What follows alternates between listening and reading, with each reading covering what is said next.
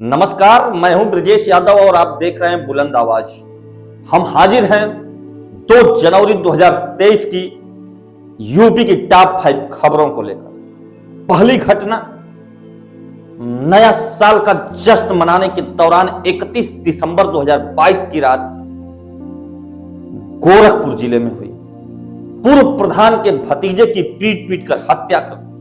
मामला गोरखपुर के कैंपियरगंज क्षेत्र के मछली गांव का है। 31 दिसंबर की रात नए साल के जश्न के दौरान डीजे पर नाचने को लेकर हुए विवाद में यह घटना हुई।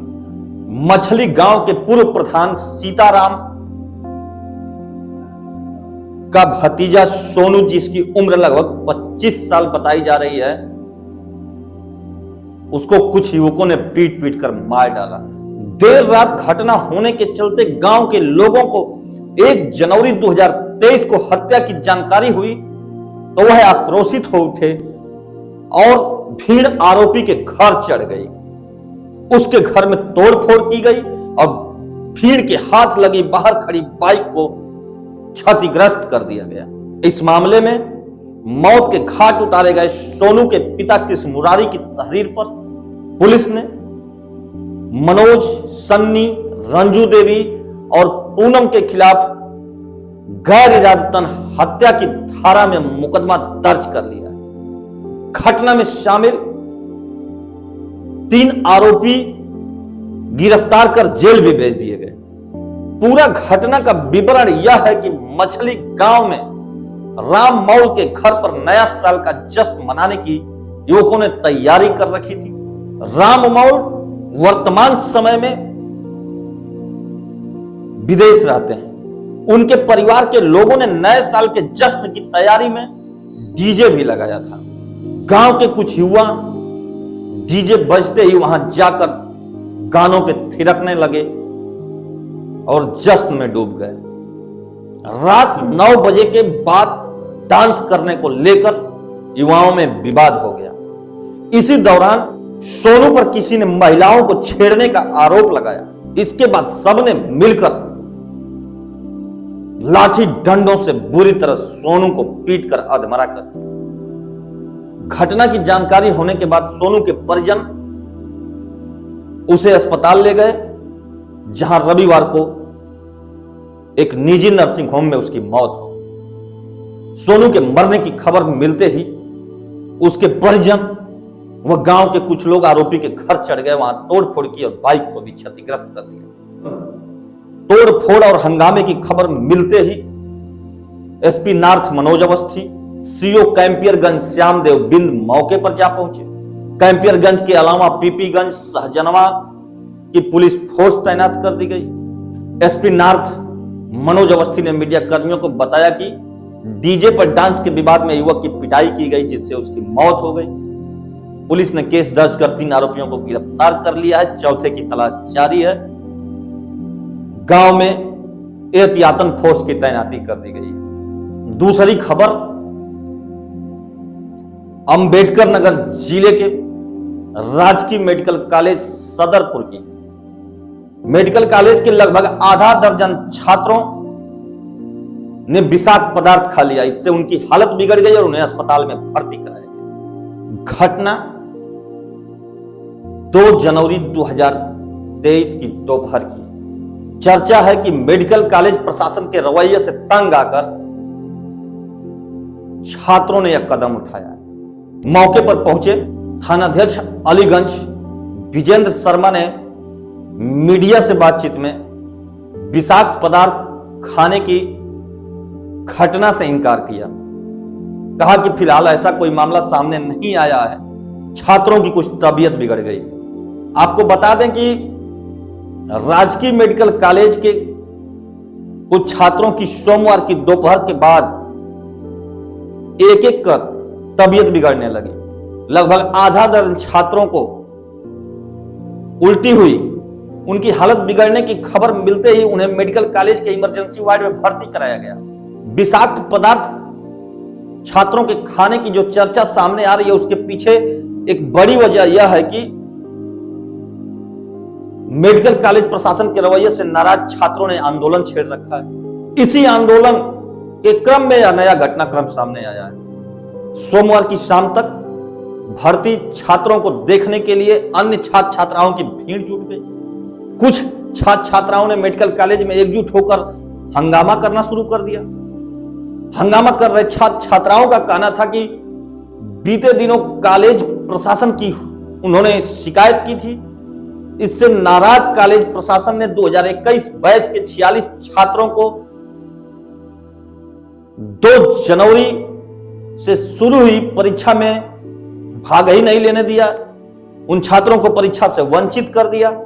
जिन छात्रों को परीक्षा में प्रतिभाग करने से वंचित किया गया, उन पर कॉलेज प्रशासन ने उनकी कॉलेज में कम उपस्थिति होने का हवाला देकर ऐसा किए जाने की बात कही।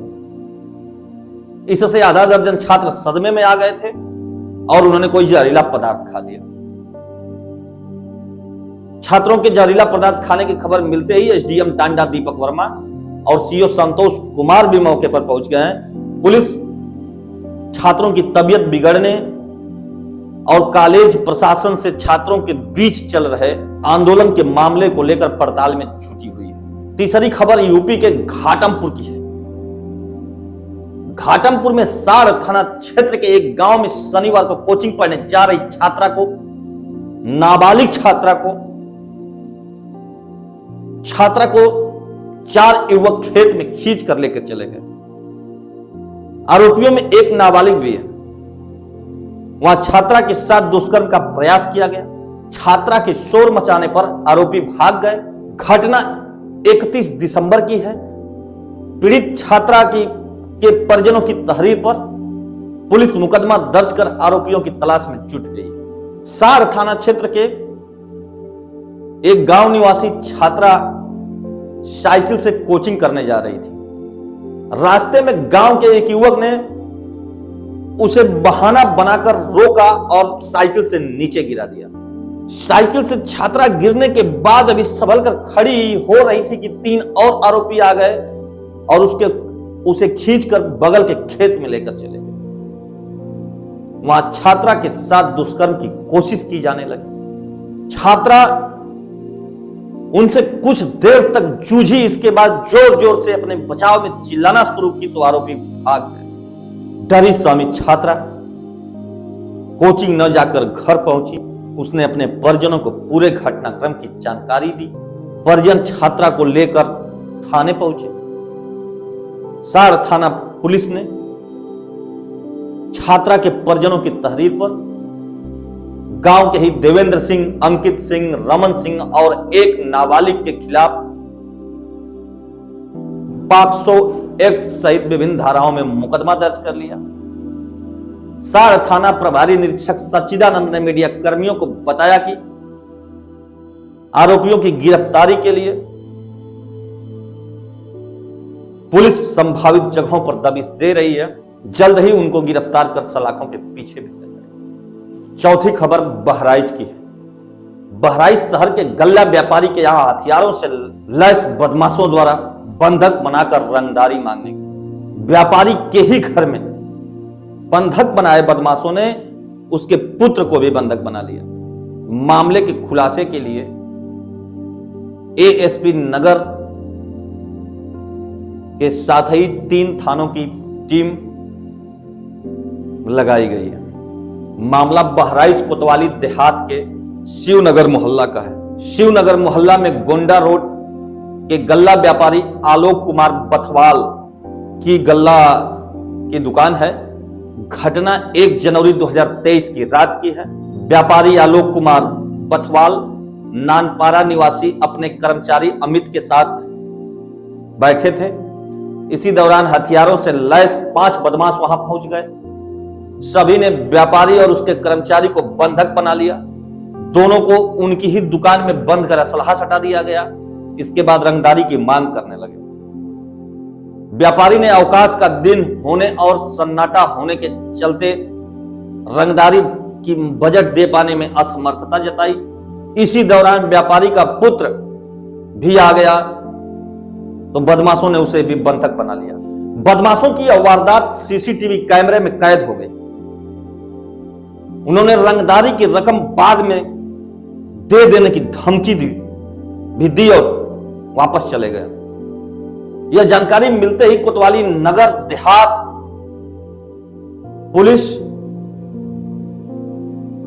तथा सीओ एएसपी मौके पर पहुंचे। पुलिस ने फुटेज की सीसीटीवी फुटेज की जांच की, व्यापारियों और कर्मचारी का बयान दर्ज किया।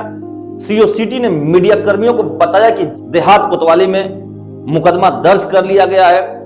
सीसीटीवी फुटेज में दिख रहे बदमाशों को पहचान कर उन्हें गिरफ्तार कर सलाखों के पीछे भेजा जाएगा।